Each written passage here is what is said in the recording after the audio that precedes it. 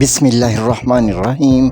जब दज्जाल एक मुसलमान को कत्ल करके दोबारा ज़िंदा करेगा तो वो मुसलमान दोबारा ज़िंदा होकर दज्जाल से क्या कहेगा। अबू सईद खुदरी रवायत करते हैं कि हमसे नबी पाक सल्लल्लाहु अलैहि वसल्लम ने दज्जाल के मुतल्लिक एक तवील हदीस बयान की कि दज्जाल मदीना मुनव्वरा की एक खारी ज़मीन पर आएगा।